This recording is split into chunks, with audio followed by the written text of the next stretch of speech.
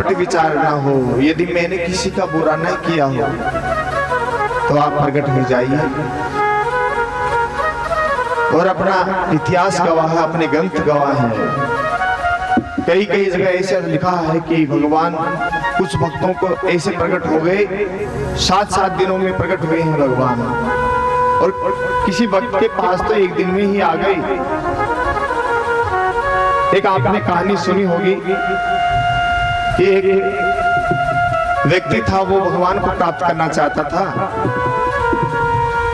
तो किसी ने कहा कि तुम हठ योग अपना लो, हठ योग से भगवान शीघ्र आ जाएंगे। तो उसने सोचा हठ योग कौन सा करें जिससे कि भगवान आ जाएंगे। अब उसने ऐसा किया कि एक रस्सी ले ली, बड़ी मोटी रस्सी, और उसको कुएं में लटका दी और उस कुएं के अंदर स्वयं लटक गया। अब वहां पर एक ग्वालिया था, भेड़ों को चराने वाला। उस कुएं से गुजरा तो उसको दिखाई दिया कि रस्सी क्या लटक रही है। अब उसने नीचे देखा तो एक व्यक्ति लटका हुआ था। तो उसने पूछा, अरे भाई तू क्यों लटका हुआ है इसके अंदर? तो वह कहने लगा कि हमने भगवान को प्राप्त करने के लिए ऐसा किया है। किसी से हमने सुना कि तुम हठ योग करोगे तो तुम्हें भगवान मिल जाएंगे, इसलिए मैं इस रस्सी पे लटका हुआ हूं कि भगवान आएंगे तभी मैं बाहर निकलूंगा। अब उस ग्वाली ने सोचा कि ये भगवान को तो भगवान की जरूरत तो अपने को भी है। तो भगवान को कौन नहीं चाहता कि भगवान प्रकट हो, सब चाहते हैं कि भगवान आ जाए।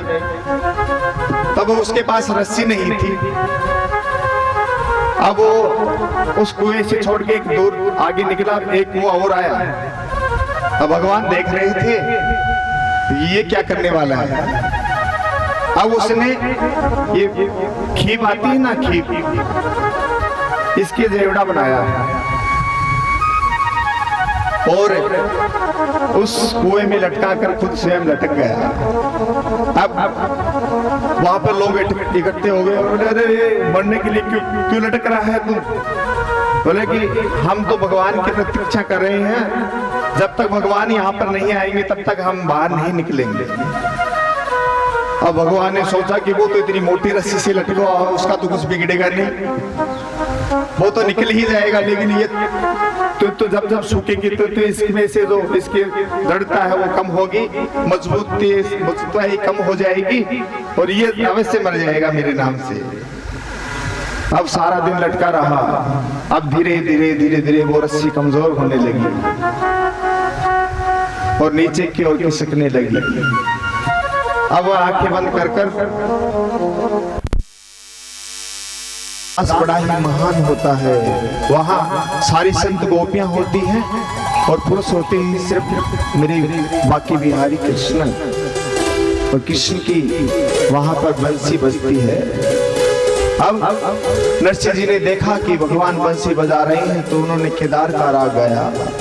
और उनका केदार का राग जब कृष्ण ने सुना तो कृष्ण के नेत्रों से जल सजल होने लगा। अरे कौन ऐसा भक्त है जो इतना राग में गा रहा है और विरह राग में मुझे मना रहा है। मेरे को ऐसा लगता है कि इसने जन्म जन्म दुख पाकर फिर मुझको प्राप्त किया है। और वे शीघ्रता से उन गोपियों के बीच से दौड़े आए और देखा नरसिंह जी की हालत को तो वो गदगद हो गई, जैसे कि सुदामा को अपने गले लगा लिया था। इस प्रकार से नरसिंह को गले लगा लिया और कहने लगे कि हे वत्स, तुम्हारी इस प्रकार की हालत कैसी हो गई? उन्होंने कहा कि मैंने सुना है कि मेरे शंकर भगवान तो बहुत जल्दी प्रसन्न हो जाते हैं, लेकिन आप बड़ी कठिनाई से आप प्राप्त होते हैं। आज शंकर भगवान की कृपा से मुझे मिले हैं और कहने लगे कि आपकी बंसी की धुन सुनना चाहता हूँ। और उन्होंने इतनी प्यारी बंसी बजाई क्योंकि भगवान जब बंसी बजाते हैं तो सारा संसार झूम उठता है। और नरसिंह ने क्या कहा? बंसी की धुन के मस्ताने हो गए, बंसी की धुन के मस्ताने हो गए, शाम तेरे नाम के दीवाने हो गए, शाम तेरे नाम के दीवाने हो गए, मस्ताने हो गए, मस्ताने हो गए, शाम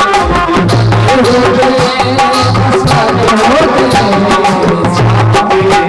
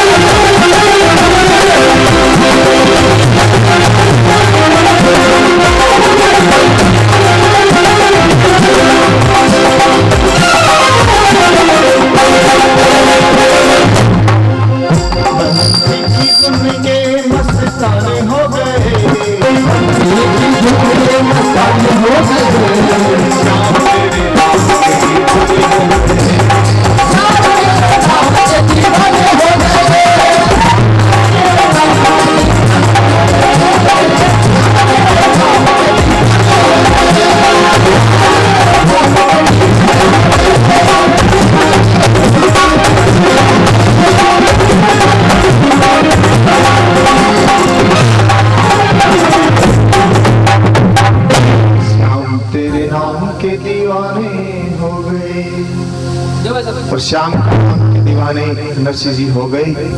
और भगवान ने कहा अब तू मेरा भक्त हो गया है, तू जब भी बुलाएगा मैं तेरे पास आ जाऊंगा। अभी तुम्हारी देवलोक आने के समय नहीं हुआ है, इसलिए तुम्हें पुनः मत्स्य लोक में जाना होगा।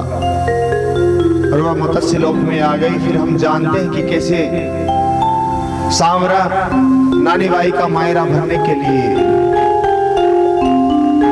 पूरा संसार जानता है कि कितना अच्छा मायरा उन्होंने भरा, क्योंकि भगवान ने तो श्याम नाम से सब कुछ लुटा दिया था। इसलिए हम इतना तो नहीं कर पाते हैं, लेकिन कम से कम भगवान के आए उस समय तो हमारे मन में भाव होना चाहिए। यदि हम मंदिर में आकर भी अपने घर की यात्रा करते हैं, तब ये मान लीजिए कि हमारे पे पाप हावी है।